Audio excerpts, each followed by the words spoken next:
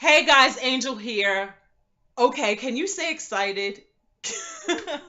Can you say excited? Like, I can't even believe I didn't do this video when it first happened, but I don't know. I don't know. I didn't, and whatever. So, a couple months ago, I was invited to go on a radio station that my super awesome, delicious friend is the executive producer of the Anthony McCartney Show here, based out of Baltimore. Okay, so we're on the radio show and we're talking about building a vision for your life or creating a vision for your life and actually walking it out. And I was on there obviously talking about my book as well.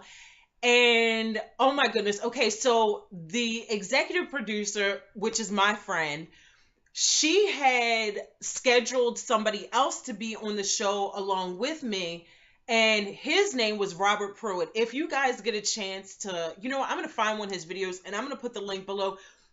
This guy's energy is just like crazy through the roof. He has the most energetic energy just being around him. He's absolutely amazing. But at the time I was in the studio and he was over the phone, and his energy over the phone was crazy. Then I got to meet him later on in person at his radio show. But anyway, so come to find out, Mr. Robert Pruitt actually is connected to Iyanla Vanzant. So my friend, which is the executive producer, told Mr. Pruitt that Iyanla fixed my life. So she set it up that Iyanla was going to call into the radio station while I was there. Now, mind you, I had no clue any of this was going to take place. None, zero, zip, zilch. If I would have known, I probably wouldn't have gone. I hate to say that, but if I know that I'm going to a radio station and Iyanla's going to call in, like, to say that I'm not going to go, of course I'm going to go, but oh my freaking goodness. Anyway, I'm just so glad I didn't know. So anyway, long story short, we're on the radio show. My friend, the executive producer, had set it up so that Iyanla would call into the station while we were live on the air. Well, it didn't happen that way because she was still in travel. I think she was on the airplane. Well, the show had ended. We were off the air, and we're all standing in the hallway. And my friend, the executive producer of the show, and my daughters and my mother was with me. And the phone rings, and my friend goes in and she answers it, and it was Iyanla.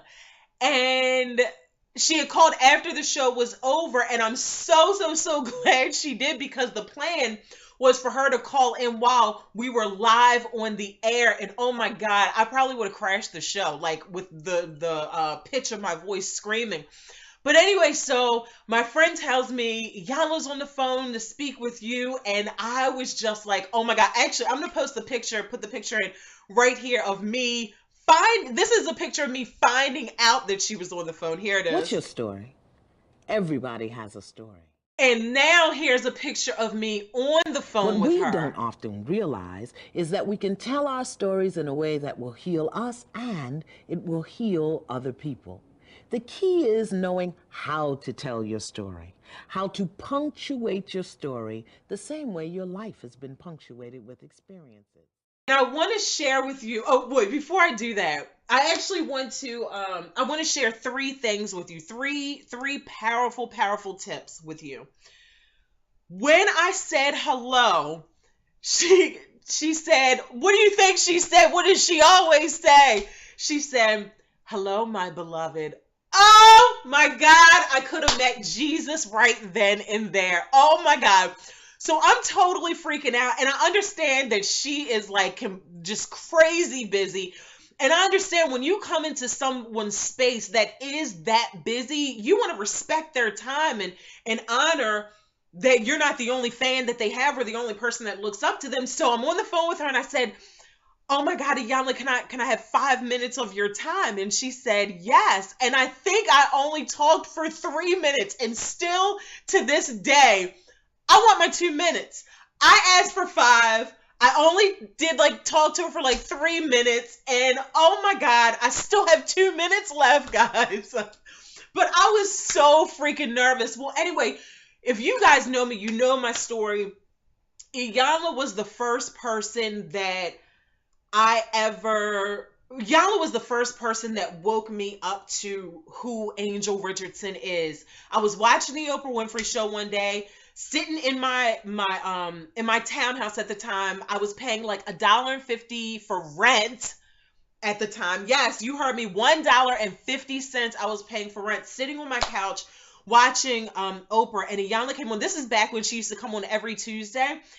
And that was the first time I ever heard welfare and wealth in the same sentence. Like, I knew that there were rich people. I knew that there were rich people, but none of my friends were doing anything to accumulate any kind of financial security for our future. So all I knew was welfare. I mean, when I tell you I knew that system inside and out, that's all I knew. So Iyanla was the first person. I think I have another video and audio or something telling you all about how that transformation took place. But oh my God, so this was the first book that I ever read as an adult. I was 21 years old. I think I was 21 when I bought this book. I bought this book on April 15th in 1999. And I always write the start date and the finish date in my books. It took me a month to read this book, and I've read it over and over and over again.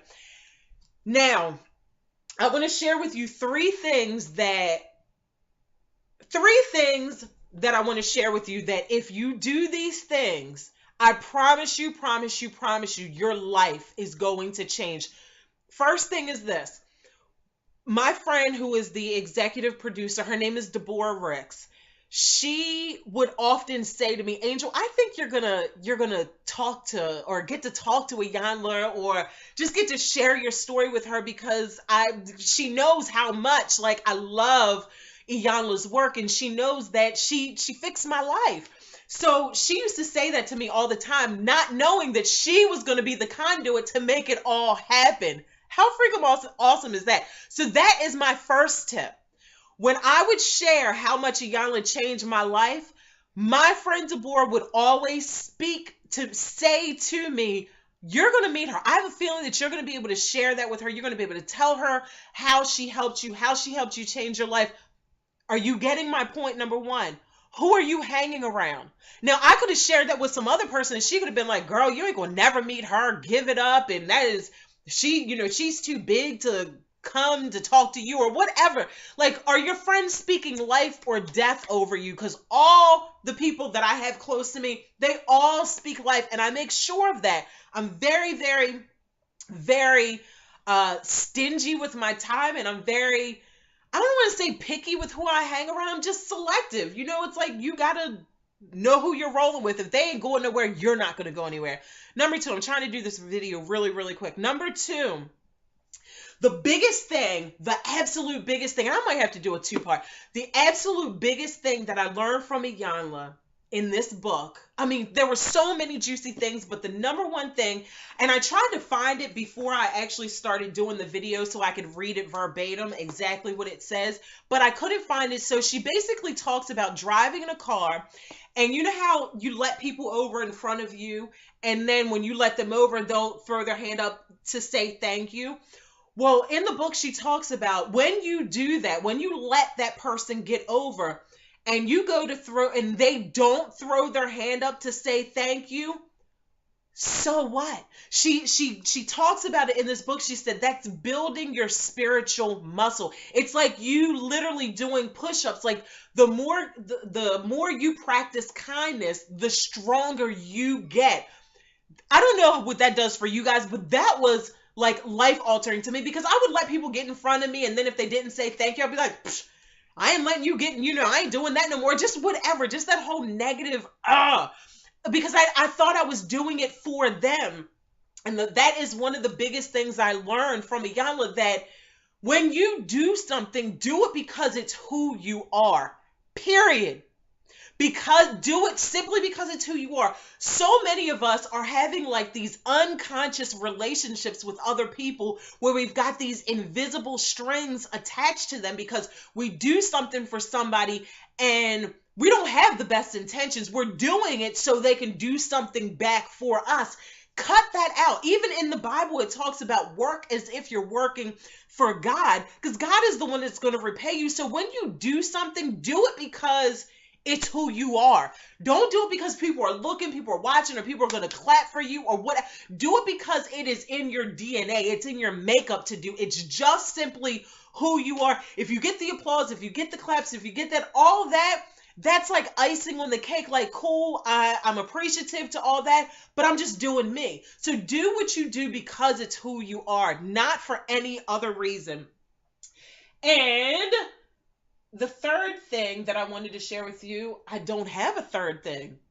My bad. It was two things. Well, anyway, so get this. So now my friend Deborah is saying to me, now that I got to speak to Iyanla, now she's saying, you're going to see Iyanla. You are going to actually be able to see her. So Iyanla, if you are watching this video, I was going to say you owe me 2 minutes.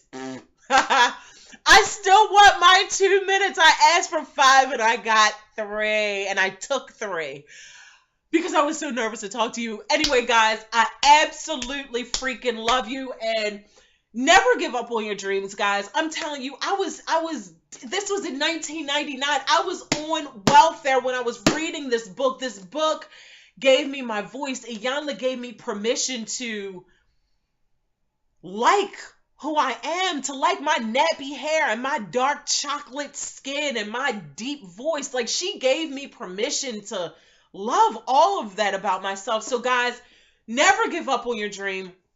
Keep going no matter freaking what. Don't let any degrees stop you. Don't let school stop you. Don't let your mother stop you. Don't let your husband, don't let your children, don't let the weather, just don't let anything stand in your way. Do you get that? Like, do you get that? Like, I always question how people give up. Like, how does it even register to you that it's not going to work? Whatever it is that you're striving towards, how do you make up in your mind that it's not going to work? If you keep walking, like, say here's your goal and here you are, and if you keep going, no matter how many times you get bumped and get knocked over, and here comes a storm, and here comes just whatever, as long as you don't turn back around and go this way, if you keep going this way, eventually you are going to get it. Get that. You're going to get it if you keep going. Like, it blows my mind when people want to give up. I'm like, really? Dude, you're walking on the path that's going to take you there. It may take a minute or two, but just keep going. Guys, I love you so much. I will see you guys in the next video. And by the way, when I get to meet Iyanla, oh Lord, please let the cameras be rolling, because it's going to be a hot, loud mess. I'm kidding. I'll try and keep my composure as much as possible, but I don't think I'm going to do too good on that. Guys, I love you, and I'll see you in the next video. Mwah.